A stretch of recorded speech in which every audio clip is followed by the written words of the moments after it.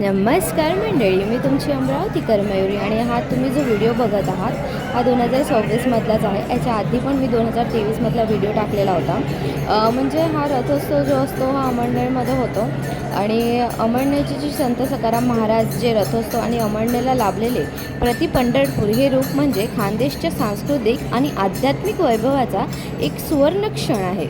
तर तुम्ही बघू शकता इतकी गर्दी, इतकी प्रचंड गर्दी असते, म्हणजे सगळे अमळनेरकर इथेच जमलेले असतात हा रथ बघायला।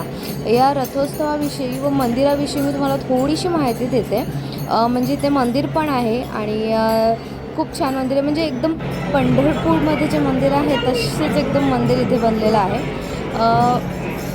कारण वारकरी संप्रदायामध्ये या भूमीला अत्यंत पवित्र स्थान आहे। संत सखाराम महाराज पहिले यांनी अमळनेरमध्ये बोरी नदीच्या तीरावर विठ्ठल रुक्मिणीच्या मूर्तींची स्थापना केली होती आणि अध्यात्माची मोठी परंपरा सुरू केली होती। ज्या भाविकांना पंढरपूरला जाणे शक्य होत नाही ते अमळनेरला येऊन पांडुरंगांचे दर्शन घेतात, म्हणून या संस्थाला या स्थानाला प्रति पंढरपूर असे म्हटले जातात। अमळनेरचा हा रथोत्सव ऐतिहासिक असून त्याला 300पेक्षा जास्त वर्षांची परंपरा आहे। हा रथोत्सव दरवर्षी वैशाख शुद्ध एकादशी मोहिनी एकादशी या दिवशी साजरा केला जातो। तुम्ही बघू शकता, खूप म्हणजे इतकी पब्लिक होती ना, खूपच छान होता आणि तो रथ पण इतका सुंदर दिसतो आणि पूर्ण सजवलेला असतो। तो रथ ना सागवान लाकडापासून बनलेला असतो आणि त्यावर अतिशय सुंदर कोरीव काम केलेलं असते। हा रथ ओढण्यासाठी लोखंडी साखळदंड म्हणजे साखळ्या वापरल्या जातात आणि लोक पण इतक्या कष्टाने तो रथ ओढतात ना की विचारूच नका। आणि त्याला रात्रभर म्हणजे 1-2 वाजून जातो त्याला ओढून, त्या इतक्या छोट्याशा बोडीमधून काढता त्याला खूप वेळ लागतो।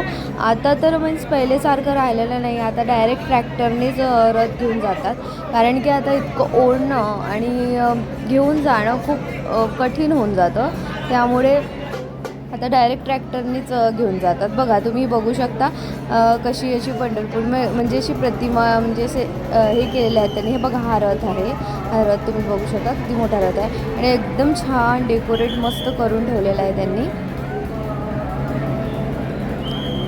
याच एकादशीच्या दिवशी रथयात्रा कशी असते माहिती आहे का तुम्हाला?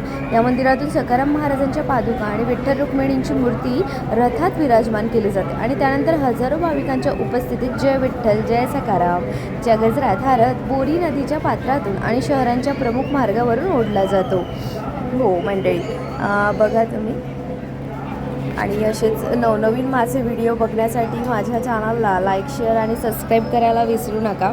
आणि हा रथ झाला की मग तिथे छान मेळा म्हणजे यात्रा भरते। खानदेशातून अनेक व्यापारी पाळणे आणि खेळण्याची दुकाने घेऊन येतात, म्हणजे जाम मज्जाच आहे बरं का। खूप मजा येते, छान मस्त, खूप पब्लिक असतात।